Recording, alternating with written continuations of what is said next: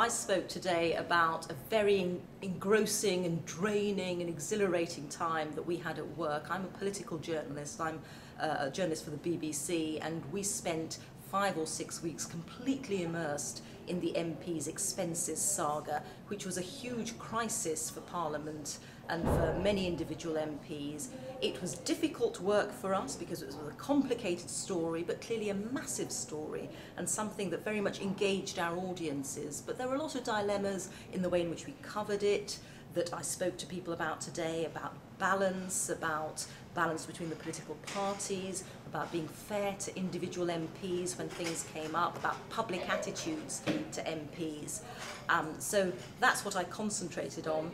For me, it's lovely to come back to Exeter. I was here at Exeter 25 years ago, would you believe. I came here in 1984 to study English, and then in my second year I switched to English and French.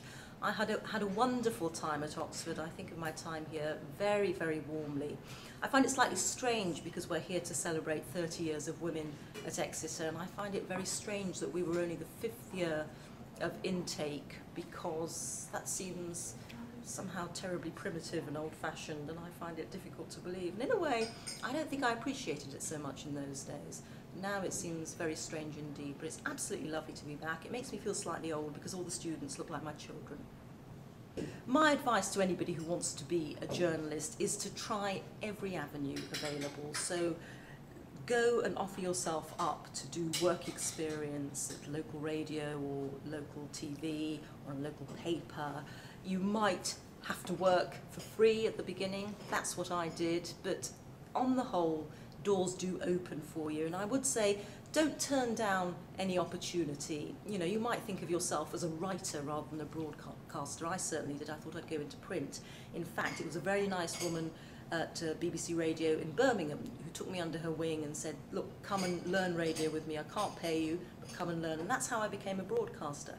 And I love it. So I would say just go for everything that you can and don't give up. There are lots of jobs out there. And good luck.